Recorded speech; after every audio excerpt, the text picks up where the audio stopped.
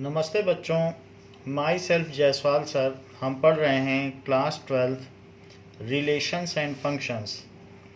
Last class में हमने आपको एक्सरसाइज 1.2 का सेकंड क्वेश्चन करा दिया था।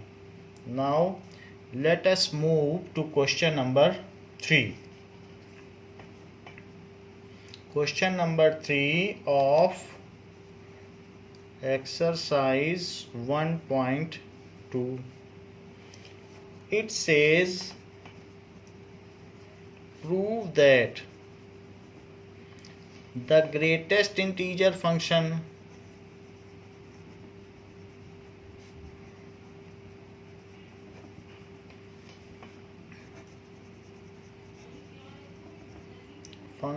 f is mapped from real number to real number given by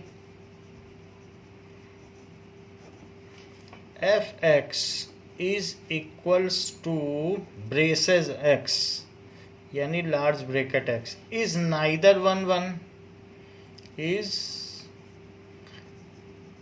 neither 1 1 nor on 2। ये चीज पूछी गई है कि ना ये 1 1 है nor onto where this denotes the greatest integer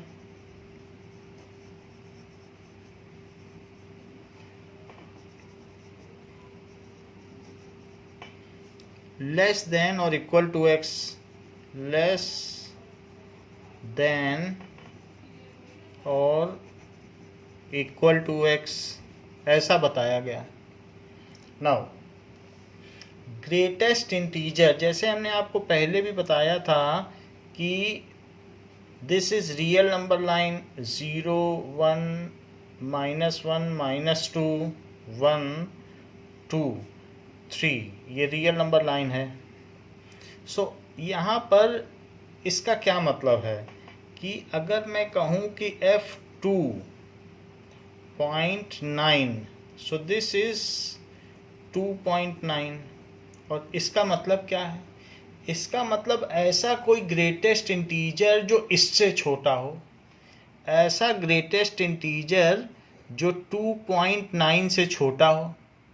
तो कौन सा इंटीजर 2.9 से छोटा है? ग्रेटेस्ट हो, बहुत सारे हैं जो इससे छोटे हैं, but which is the integer which is smaller as well greatest, so it is 2। ऐसा सिमिलरली या तो छोटा हो या इक्वल हो, ऐसे ही f2.001 उसको देखिए। सो 2.001 it is a slight shift of a value towards right of it। 2 से थोड़ा सा राइट जाने पर आपको 2.001 मिल जाएगा। So can you guess any integer which is greatest but less than और equal to 2.001? Yes, it is 2।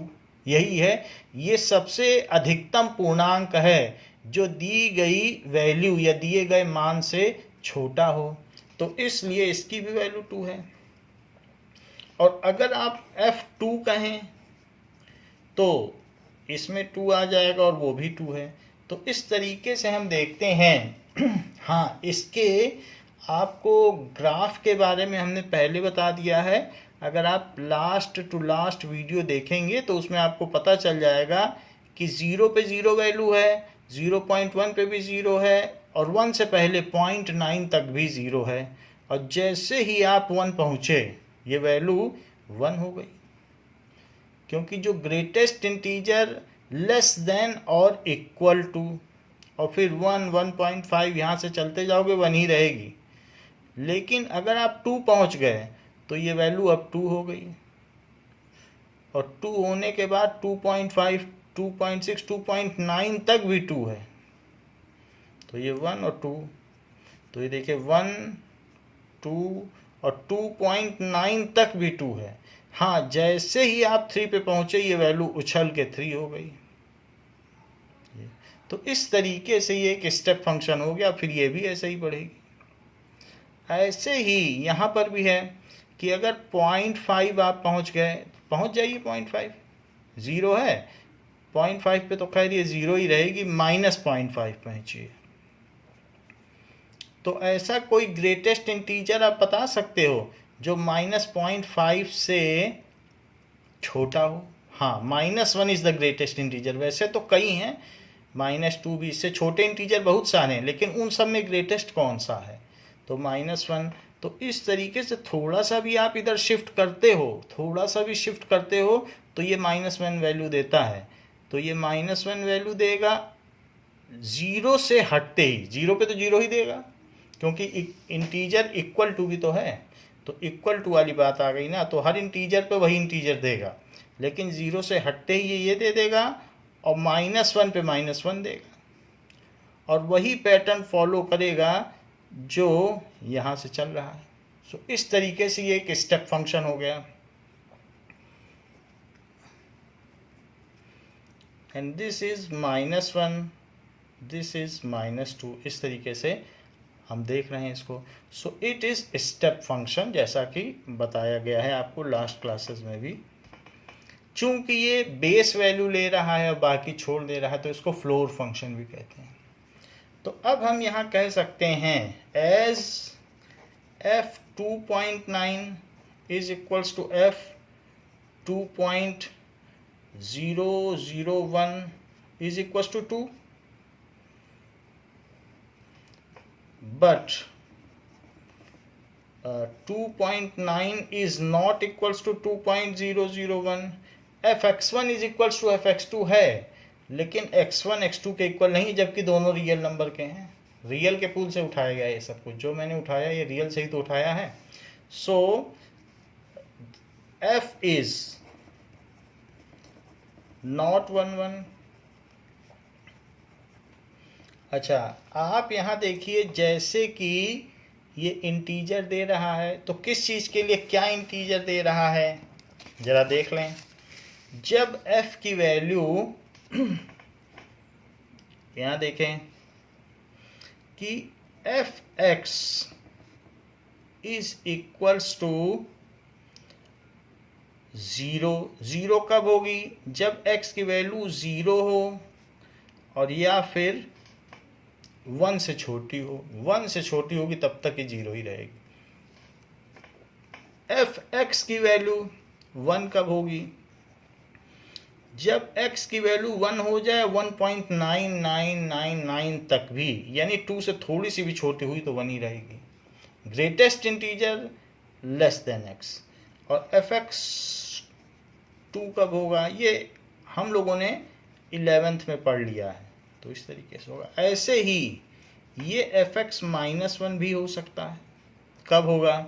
जब x की वैल्यू 0 से छोटी हो और -1, तो ये इससे इसकी रेंज मिल जाएगी। तो रेंज क्या है? Range is z। सारे इंटीजर मिल जा रहे हैं, सिर्फ ये इंटीग्रल वैल्यू ले रहा है, निगेटिव में भी ले रहा है, पॉजिटिव में भी। जबकि कोडोमेन क्या है? Is equals to r। ये देखो कोडोमेन है r, तो रेंज कोडोमेन के इक्वल नहीं है। सो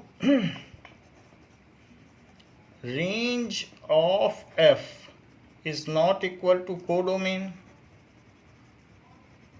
और एक चीज और लिख दें कि for all non integral values जो भी हैं उनकी कोई भी प्री इमेज नहीं होगी। यहाँ पर मैं अगर आपसे कह दूं कि ये देख लो, जैसे मैंने आपको कहा कि 0 से और 1 तक 1 शामिल ना हो, तो उसकी वो मैपिंग कर देगा, कहेगा 0 बने रहो। और फिर 1 से 2 तक 2 शामिल ना हो, कह देगा आप 1 बने रहिए। है दोनों आर हैं, दोनों रियल हैं। अच्छा, इसी तरीके से 2 से और 3 शामिल ना हो, तो इस तरीके से सेमी ओपन इंटरवल, तो सेमी ओपन इंटरवल में इसकी वैल्यू 2 हो जाएगी। तो मैं ये कहना चाहता हूँ कि जैसे -1 ले लें और 0, तो उसको ये -1 कर देगा। So all non-integral values in codomain are not images of any pre-image in domain, as all non-integral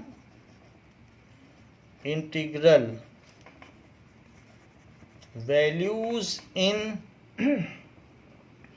codomain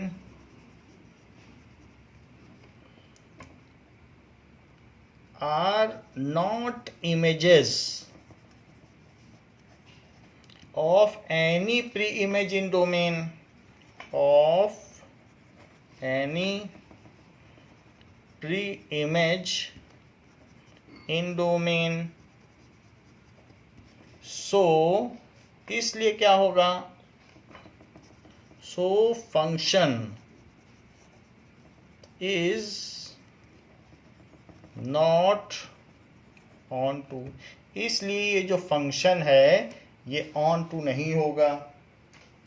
तो ना तो ये फंक्शन पाया गया 1 1, देख लीजिए ये फंक्शन 1 1 भी नहीं पाया गया, और ना ही ये फंक्शन पाया गया ऑन टू। मेरा कहने का मतलब है ग्रेटेस्ट इंटीजर फंक्शन ना 1 1 है ना ही ऑन टू है,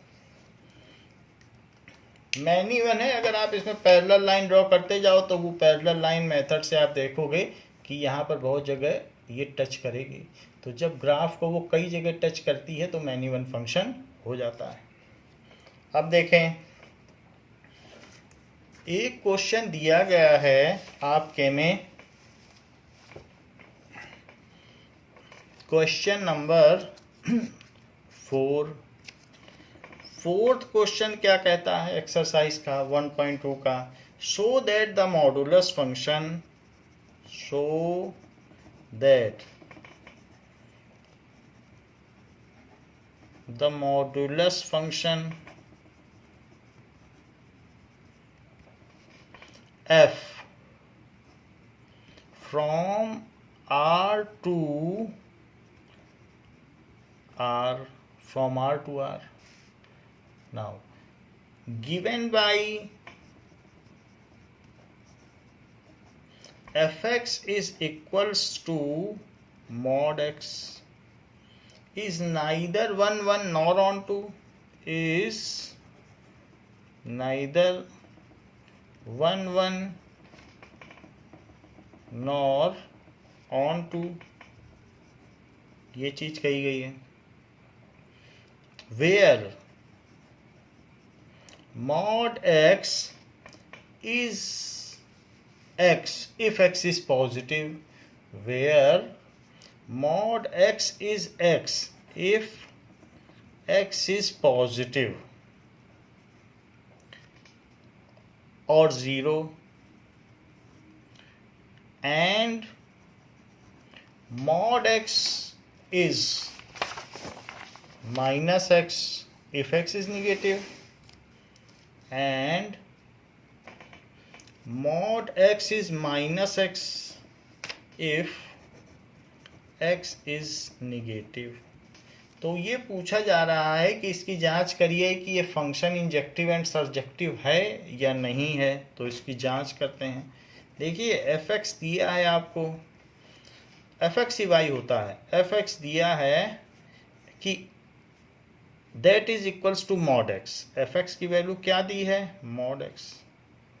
सो वो x कहा गया, अगर x पॉजिटिव या 0 तो वो कह देगा, मशीन बोल देगा कि ठीक है आप निकल जाइए, आप तो पॉजिटिव हैं तो कोई बात नहीं।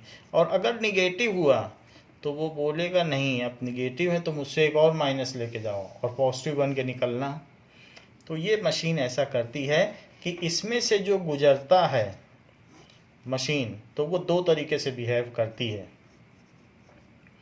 मॉड एक्स उसे हर हाल में निकलने वाली चीज़ को पॉजिटिव बनाना है। मान लीजिए 2 निकला तो वो उससे कहेगा गुजर जाओ, -2 निकला तो कहेगा अच्छा निकल रहे हो, तो -2 से बोलेगा तुम मुझसे एक और माइनस लेके जाओ जिससे कि तुम निकलते समय पॉजिटिव बन सको। ज़ीरो होगा तो निकल जाने देगा, ज़ीरो को ज़ीरो ही रखता है। तो ज़ीरो के केस में कुछ नहीं करेगा और पॉजिटिव के केस में नहीं करेगा कुछ भी। हाँ, निगेटिव के केस में एक और निगेटिव दे देता है। तो अब ज़रा देखें कि इसमें क्या क्या वैल्यू बनती हैं, देख लीजिए। सो x और fx, ज़ीरो पे तो ज़ीरो होगा, वन पे वन होगा, लेकिन -1 डाल के देखो इसमें, -1 तो उसको भी 1 बना देगा, कहेगा पॉजिटिव 1 के निकालिए। और 2 डालेंगे तो 2, लेकिन -2 डालेंगे तो भी 2 बना दे। तो इसी चीज़ को हम मैपिंग भी कर सकते हैं यहाँ पर। देखिए, तो 0 पे 0 और 1 पे 1, 1 पे 1 हो गया, 2 पर 2, -1 पे कितना हुआ 1, और -2 पे कितना हुआ 2। तो इस तरीके से ये इस तरीके से लाइन आ गई, और यहाँ पर इस तरीके से लाइन आ गई।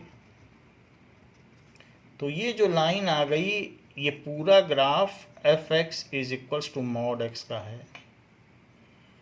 जहाँ पर ये x डैश है और ये y डैश है। बाकी नंबरिंग आप कर लें कि 1 2 1 2 -1 -2।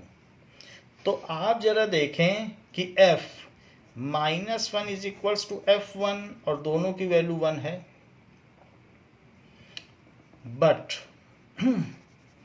-1 इज नॉट इक्वल टू 1, यानी कि इस फंक्शन में जो प्लस और -1 दोनों हैं, उन दोनों की, और ये लिया गया है R2R, सो R2R है तो दोनों को 1 बना देगा। R है, R में तो आप कुछ भी ले सकते हो, प्लस माइनस √2 भी ले लो तो भी वो उसको √2 बना देगा। तो प्लस √2 एंड माइनस √2 दोनों के लिए √2। तो ये चीज़ है। यहाँ पर आप देख रहे हैं कि दो वैल्यूज़ की, दो प्री इमेजेस की एक इमेज बन रही है, और अंडर f, यानी f मशीन के अंतर्गत दो प्री इमेजेस की एक इमेज बन रही है, और वो दोनों अलग अलग वैल्यूज़ हैं, और इमेज दोनों की एक बन रही है। So function is not 1 1, so f is not 1 1। वैसे भी हमने आपको बताया था कि पैरेलल लाइन मेथड, अगर x के आप पैरेलल लाइन ड्रॉ करें तो आपको पता चल जाएगा कि अगर वो ग्राफ को दो जगह काटता है तो वो फंक्शन 1 1 नहीं हो सकता, मैनी 1 होगा। x के पैरेलल ड्रॉ करते जाएं, एक भी जगह अगर वो काट दे दो बार, एक पॉइंट भी, यहाँ तो हर जगह काट रहा है, हर जगह भी ज़रूरी नहीं है, एक भी जगह काट ले। जैसे ये देख लो, अगर इस तरीके का कोई ग्राफ होता ऐसे और एक भी जगह काट देता, ये देखो एक भी जगह काटता, हर जगह ज़रूरत नहीं थी, एक ही जगह काट देता तो भी कह देते कि 3 जगह काट रहा है, बल्कि तो 3x के लिए 1y। देख लो, ऐसे वैसे और भी पॉइंट मिल जाएंगे, 1x 2x और 3x, तीनों के लिए यही y है। तो ये चीज़ हो जाती है। तो यहाँ पर ये तो हमने एक एग्जाम्पल बताया है जो क्यूबिक पॉलिनोमियल का है, जिसमें 2 टर्म है। खैर वो बात अलग है, बट हमारे इस कॉन्टेक्स्ट में भी पैरेलल लाइन मेथड सही बैठता है कि दो जगह काट रहा है तो मैनी 1 फंक्शन हुआ। अब हम ये बात करेंगे कि for on to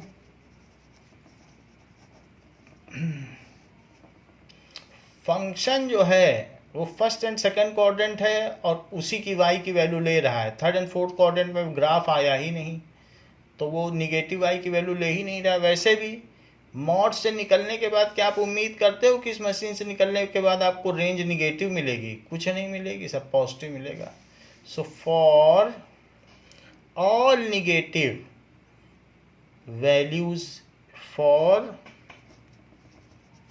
all r minus, for all r minus belonging to codomain, there does not exist, इसको बोलते हैं there does not exist any pre-image pre-image belonging to domain that is, जो इसकी रेंज है, तो रेंज ऑफ एफ क्या है, वो 0 शामिल है और 0 से इन्फिनिटी है। ये है, ये लिखना चाहें आपको, कोई उसमें आज़ादी है, आप जो लिखना चाहें। नॉन नेगेटिव रियल नंबर लिख लो या ऐसे लिख लो, कुछ भी लिख लो, ठीक है। और कोडोमेन क्या है, वो तो सेकंड सेट होता है, तो वो आर हुआ ये चीज। सो ये कहा जा सकता है कि range of F is not equals to codomain. तो यहाँ जो भी निगेटिव वैल्यू होगी, -1, -2, -0.5, ये किसी की भी इमेजेस नहीं होंगी या इनसे एसोसिएटेड कोई प्री इमेजेस नहीं होंगी।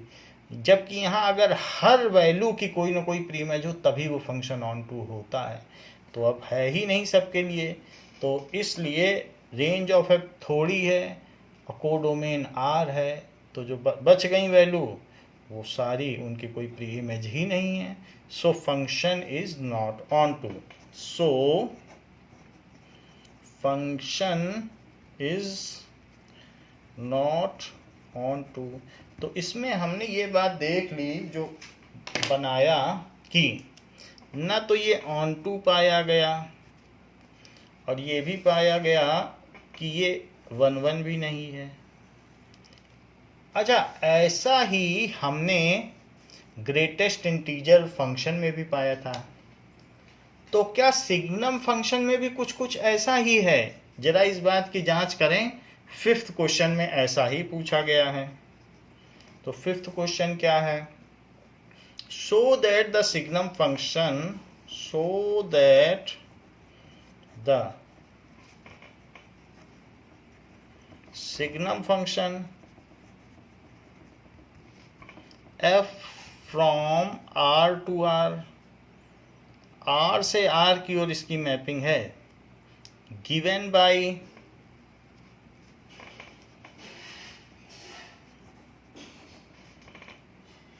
f(x) is equals to 1 if x is greater than 0। तो उस केस के लिए वो 1 है। 0 if x is equals to 0 और -1 if x is less than 0, ऐसा कहा गया। तो ये है। अब जरा देखें कि 0 से बड़ा है तो बोल देगा सब 1 हो। 0 से बड़ा, ये मशीन ऐसी ही है। अगर इस मशीन में आप क्या डालो, 0 से बड़ा कुछ भी डाल दो, 0.5, 1 डाल दो, 3 डाल दो, 300 डाल दो, 3 लाख डाल दो, तो सबको कहेगी सब 1 बन के निकलो, तो सबको 1 बना के निकाल रही। 0 है तो कहेगी ठीक है आप 0 बन के निकलो। और 0 से छोटा है -1, -3 ऐसे कुछ है, तो उसको कहेगी ये मशीन कि सब -1 हो। तो 0 से छोटी चीज़ हुई तो ऐसे कह देगी, कुछ भी हो सकता है। तो ये मैंने आपको एग्जांपल बताया। तो निगेटिव थोड़ा सा भी हुआ तो -1 बना देगी। अब जरा देखें, तो ये जो फंक्शन है, अब मान लो अगर मैं f2 लूँ और f4 लूँ तो कहेगी आप सब लोग 0 से बड़े हो और आप सबकी वैल्यू 1 हुई, क्योंकि 0 से बड़े हो तो 1 हुई। तो but 2 is not equals to 4, जहाँ 2 और 4 दे बिलोंग्स टू R, हमने डोमेन से उठाए 2 और 4, लेकिन उन दोनों की इमेजेस सेम हैं, लेकिन उन दोनों की प्री इमेजेस अलग अलग हैं। तो different pre images have same image, hence so f is not 1 1, इसलिए 1 1 नहीं हुआ। जरा देखो कि ये फंक्शन कुछ कुछ इस तरीके का है।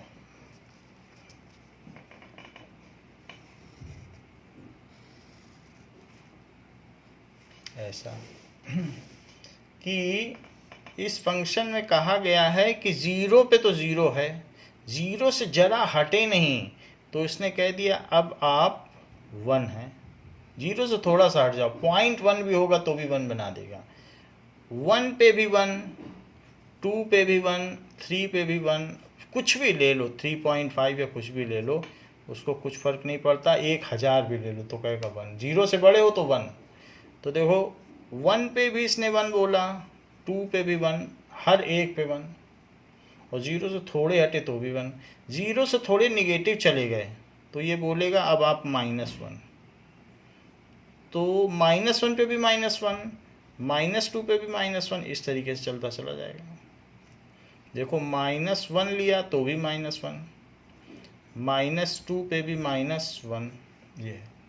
तो अब यहाँ पर ये क्या कर रहा है फंक्शन, कुछ भी अगर आप ले रहे हो,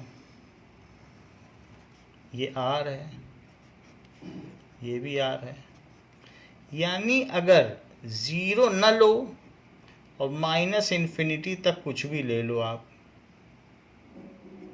ये तो ज़ीरो से -∞ तक आप कुछ भी ले लो तो वो कहेगा आप -1 हो।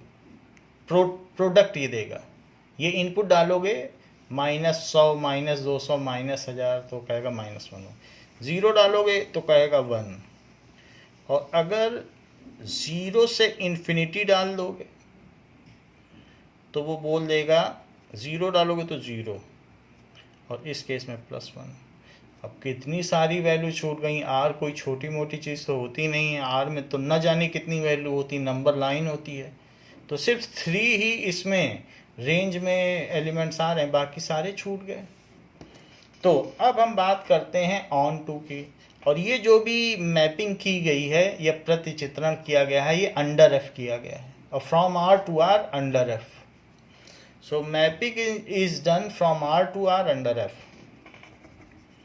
मैपिंग का मतलब ही होता है कि ये जो फंक्शन में कोई इनपुट डाला गया और जो मिला है प्रोडक्ट, उस प्रोसेस को मैपिंग कहते हैं। Mapping is from R to R और अंडर एफ, यानी एफ मशीन के अंतर्गत ये मैपिंग की गई है। देख लो onto function. So onto function में for all R, for all elements, कौन से elements, are -1 0 and 1 belonging to codomain, ये सारी वैल्यू, ये 3 छोड़ दो, बाकी और जितनी भी आर में तो बहुत होती हैं। There does not exist pre image या any pre image in domain, तो उनकी कोई प्री इमेज ही नहीं है। सो फंक्शन इज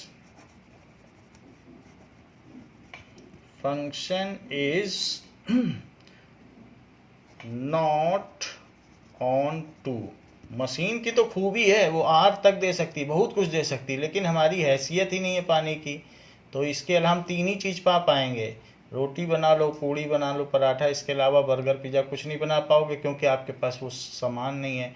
या कुछ भी हो, इसका कोडोमेन पूरा है, बट लेकिन आप 3 ही चीज़ पा रहे हो, मशीन का पूरा उपयोग नहीं कर पा रहे हो, तो ये फंक्शन ऑन टू नहीं हुआ। The other features are not utilised by customer, hence it is onto function, not onto function, so it is non surjective function.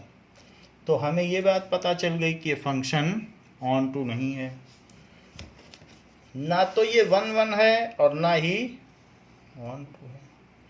जरा देखें तो 6th question, let A is equals to 1 2 3, b is equals to 4 5 6 7 ऐसे दिया, and let f is equals to 1 4 2 5 3 6 ऐसे दिया, ये चीज दी है। तो आपको बताना है B A function from A to B, B A function, ये दिया गया है, B A function from A to B A mapped है, ऐसा है। So that F is 1 1, so that f is 1 1, ये आपको बताना है कि ये 1 1 है। अच्छा, ये जो चीज़ हमने कराई है ये पिछले सवाल की है, तो ये हमारा सवाल अभी ये है, तो हमें ये प्रूव करना है कि 1 1 है 6th क्वेश्चन में। तो ज़रा चेक करें ए क्या है और बी क्या है। So A is 1 2 3 4 5 6 7, so 1 से 4 को मैप करो under F,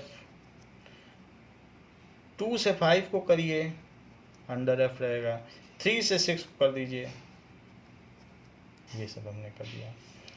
As distinct pre-images of domain are associated with distinct images of codomain as, ये solution है, solution में ये बनाना पड़ेगा, as distinct pre-images of domain are related to distinct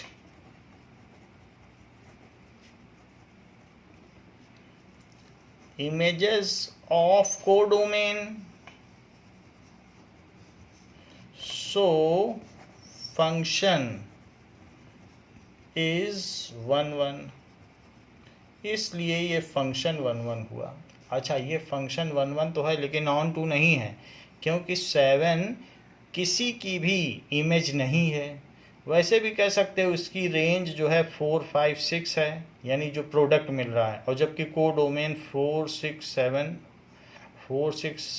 5 6 7 है, तो रेंज कोडोमेन के बराबर नहीं है, तो इसलिए ऑन टू नहीं हुआ। खैर ऐसा पूछा नहीं गया है तो हमें बताना भी नहीं है। हम 7th क्वेश्चन देखें।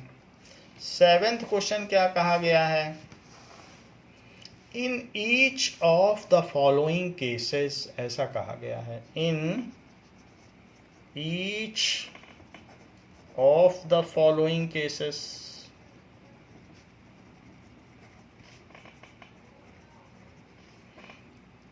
state whether the function is 1 1 on to or bijective, state whether the function is 1 1 on to और बाइजेक्टिव। अगर दोनों हुआ तो बाइजेक्टिव माना जाता है। बाइजेक्टिव मतलब कि अगर इंजेक्टिव और सर्जेक्टिव दोनों हुआ, इसे इंजेक्टिव कहते हैं, इसे सर्जेक्टिव, तो बाइजेक्टिव माना जाता है। अब जरा देखें कि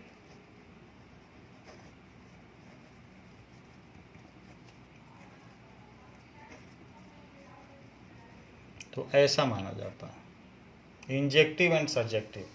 तो हमें बताना है कि बाइजेक्टिव है कि नहीं, और जस्टिफाई भी करना है। Justify your answer, justify your answer. अब देखें फर्स्ट क्वेश्चन, देखिए f is from R to R,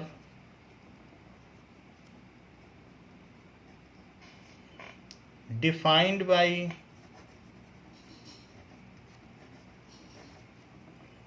F X is equals to 3 minus 4x, ये दिया है। और देखना है कि बाइजेक्टिव है क्या, तो चेक करें इसकी बाइजेक्टिविटी 1 1 ऑन 2 चेक करें। इसका सलूशन देखिए। So let f(x1) is equals to f(x2), जहां x1 x2 belongs to R, जहां ये डोमेन के पूल से उठाए गए हैं। लेकिन f(x1) है क्या, 3 माइनस 4x1, और f(x2) क्या है, 3 माइनस 4x2। तो दोनों तरफ से 3 3 कैंसिल हो गया, और minus 4x1 is equal to minus 4x2, dividing by minus 4 on both side, दोनों तरफ माइनस 4 से डिवाइड करने पर। सो डिवाइडिंग बाई माइनस 4, तो x1 किसके इक्वल हो जाएगा, x2 के, x1 x2 के इक्वल हो गया। तो इससे क्या पता चलता है, सो f इज 1 1। जिनकी इमेजेस इक्वल थी उनकी प्री इमेजेस भी इक्वल पाई गई। इसका मतलब है कि distinct pre images are related with distinct images. ऐसा नहीं हुआ कि इमेजेस तो सेम हो, प्री इमेज अलग अलग हो। ऐसा होता तो मैनी वन हो जाता। तो अगर इमेजेस सेम है तो प्री इमेजेस भी सेम है। इसका मतलब है कि एक एक एलिमेंट अलग अलग एक एक प्री इमेज से रिलेटेड है। तो इसलिए ये 1 1 हुआ। रही बात ऑन टू की, तो अब इसका ऑन टू देखें कि क्या ये ऑन टू भी है। 1 1 तो हो गया। Now let us see onto. ये देखो, तो फंक्शन किस तरीके का है, दैट इज R2R है।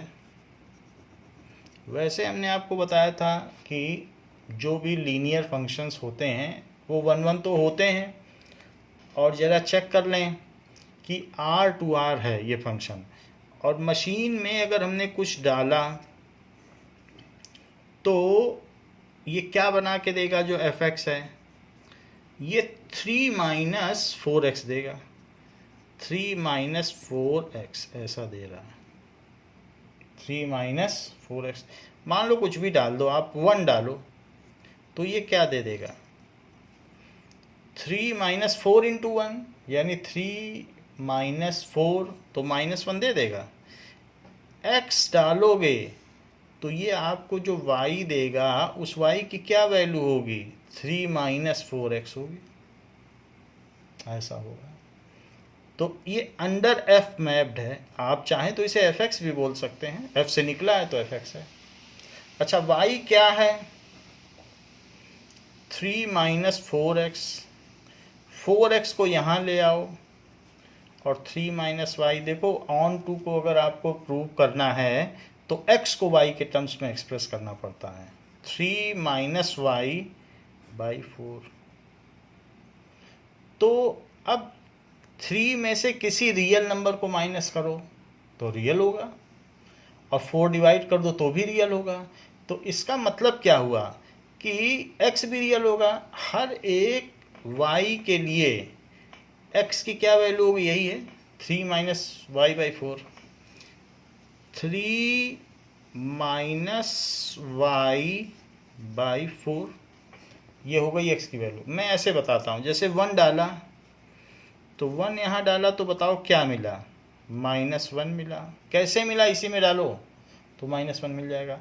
अब आप क्या करो, अगर आपको -1 से ये चाहिए, यही तो y है, तो आप कैसे पता कर पाओगे, 3 में से -1 माइनस करो, जो भी है y माइनस करो और 4 कर दो, तो क्या 1 मिल जाएगा, तो हाँ मिल जाएगा।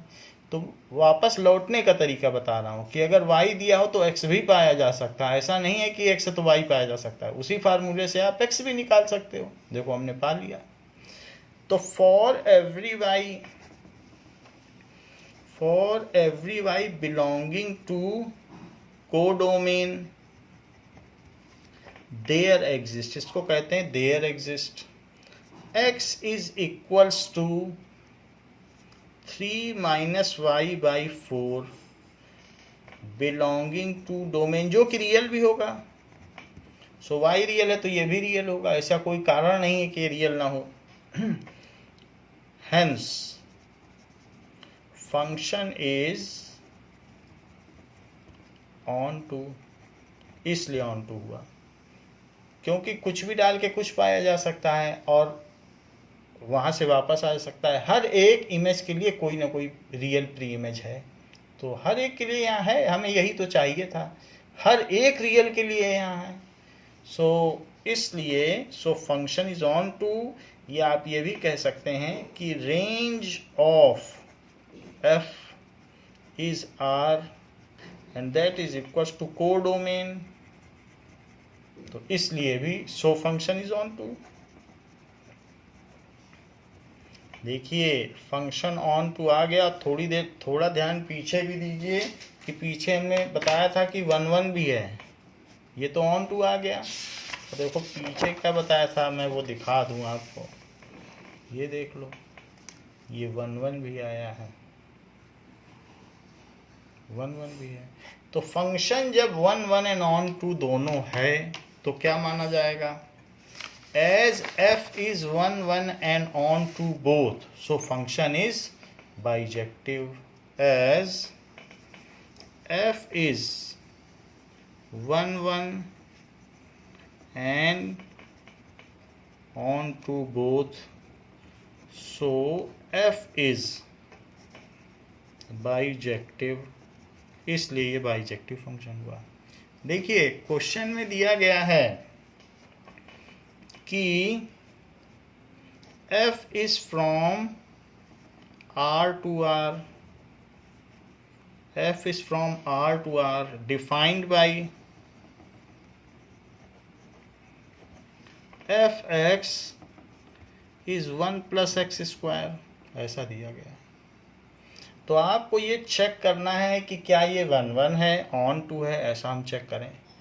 तो ज़रा आप देख लीजिए कि f में अगर 1 डालोगे तो क्या आएगा बताओ, 1 plus 1 स्क्वायर, यही फार्मूला लगा रहा हूँ। सो दिस इज 2, और f में -1 डालोगे तो क्या आ जाएगा, so it is 1 plus 1 is equals to 2। So f1 is equals to f minus 1 is equals to 2, ये आ गया।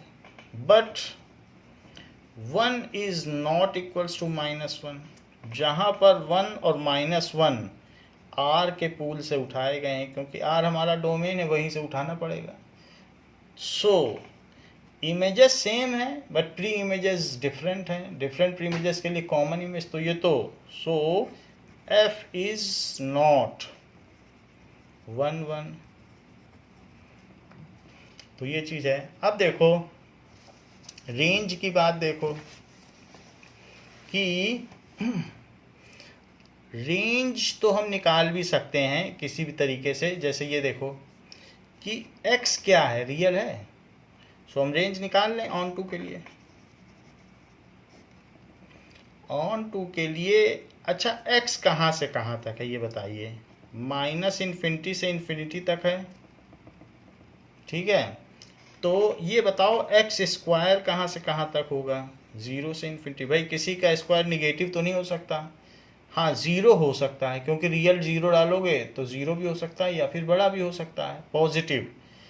अब सब जगह adding 1 to all side, add 1 to all sides जो इनइक्वलिटी है, तो 0 + 1 x स्क्वायर + 1 और इन्फिनिटी + 1। अब इन्फिनिटी में 1 जोड़ दोगे तो क्या होगा, कुछ नहीं होगा। 0 में 1 जोड़ दोगे तो 1 हो जाएगा। अच्छा 1 + x स्क्वायर क्या है, यहाँ से देख के बताओ, ये 1 + x स्क्वायर क्या है, fx है, तो यहाँ लिख दीजिए fx। और इन्फिनिटी में 1 जोड़ोगे तो भी कुछ नहीं होगा, इन्फिनिटी, यही तो रेंज है। तो रेंज क्या हुई बताइए, रेंज ऑफ f, तो वो 1 से शुरू होती है और ये 0 शामिल है, तो ये सब शामिल है, क्योंकि 0 तो होगा ही ना, रियल, अगर आप स्क्वायर कर दोगे तो 0 भी आ सकता है, किसी भी रियल नंबर का स्क्वायर। तो रेंज ऑफ एफ 1 से इन्फिनिटी हुई। देख लीजिए ये जो पिछला क्वेश्चन है उसमें भी ये चीज़ अप्लाई कर सकते हैं। रेंज ऑफ एफ ये है, और बताओ कोडोमेन क्या है? कोडोमेन है आर, आया कि नहीं? So range of f codomain के इक्वल नहीं है, so function is not onto. As range of f क्या लिखेंगे? एज रेंज ऑफ एफ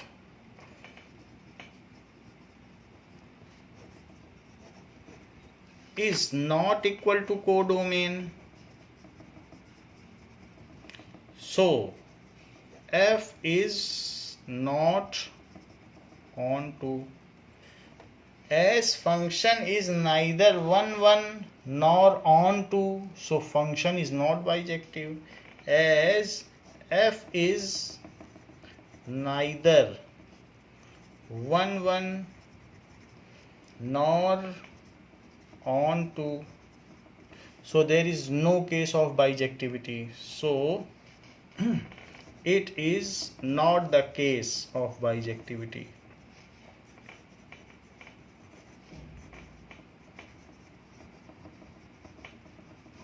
ये बात हो गई। हमने पीछे क्वेश्चन किया था जिसमें ये एक फंक्शन था जिसमें x था और fx था 3 - 4x। यहाँ पर भी यही चीज़ लगा सकते थे, तो वो मैं बता रहा हूँ कि अगर x दिया हो तो रेंज आप निकाल सकते हो। कैसे निकालोगे वो मैं बता रहा हूँ कि हमें रेंज मिल जाए तो मैं ये दिखा सकता हूँ कि रेंज कोडोमेन के इक्वल नहीं है या है। तो वैसे यहाँ पर ये हमारा फंक्शन कैसा था ज़रा चेक करो। फंक्शन ऑन टू था, तो ज़रा चेक करें हम। तो अब यहाँ पे देखिए उसी चीज़ को मैं बताने का तरीका बता रहा हूँ। fx क्या दिया था, पार्ट 1 की बात कर रहा हूँ। सो 3 - 4x, जहाँ पर x रियल था क्योंकि रियल डोमेन था, तो x कहाँ से कहाँ तक था बताइए? -∞ से इन्फिनिटी तक था। तो अब ये मुझे बताइए 4x कहाँ से कहाँ तक हो जाएगा? वो भी -∞ से इन्फिनिटी तक हो जाएगा। तो -4x क्या हो जाएगा? सब में माइनस से मल्टीप्लाई कर दो तो इन्फिनिटी हो जाएगा, लेकिन ये पलट जाएगी इनइक्वलिटी। जब निगेटिव से मल्टीप्लाई करते हैं तो 11th में पढ़ा, इनइक्वलिटी पलट जाती है। तो देखो अभी भी वही बनी रही, -∞ से बड़ा और इन्फिनिटी से छोटा। So it is just same. ये बात आपको समझ में आ गई ना? So it is just same. तो हम छोटी वैल्यू पहले लिखें, है वही चीज़ लिख रहा हूँ लेकिन छोटी इधर लिखी जाती है, और ये इन्फिनिटी। अब 3 ऐड कर दो सब में, तो 3 -∞, 3 ऐड करने से क्या होगा? -∞ है, -2 लाख में 3 जोड़ दो, क्या फ़र्क पड़ेगा? और 3 - 4x और 3 इन्फिनिटी में भी जोड़ दो, कुछ फ़र्क नहीं पड़ेगा। तो -∞, और यही तो fx है, और ये क्या हो गया? इन्फिनिटी। तो fx क्या हो गया बताइए? fx is r। fx r आया कि नहीं? -∞ से +∞। तो fx भी r, देख लो आ गया r। यहाँ दिखाया है आपको, इट इज़ r, कोडोमेन भी r। ऐसे भी आप कर सकते हो। मान लो अगर आपको पता न चल रहा हो कि रेंज कैसे निकालें, तो एक तो हमने बता दिया कि इससे करके इंटरप्रेट कर लो कि y r है तो 3 से माइनस किया तो भी r होगा, 4 से डिवाइड करने पर भी r होगा। और नहीं तो ये भी एक बहुत सुपर मेथड है, आप ऐसे भी कर सकते हो। रेंज निकाल लिया और रेंज निकालने के बाद उसको बता दिया। तो जो पॉलिनॉमियल्स हैं उसमें इस तरीके का मेथड अप्लाई कर लिया करो। पॉलिनॉमियल्स में ये मेथड अच्छा रहता है और सुपीरियर माना जाता है। तो एज रेंज, fx ही तो रेंज है, वो r है, और कोडोमेन भी r है, तो ऑन टू हो गया। जब रेंज कोडोमेन के इक्वल हो जाती है तो उस फंक्शन को क्या कहते हैं? ऑन टू कहते हैं। So this function is onto. Now तो बच्चों इस क्लास के लिए इतना ही। आगे इसके आगे हम नेक्स्ट क्लास में आपको बताएंगे। थैंक यू बच्चों।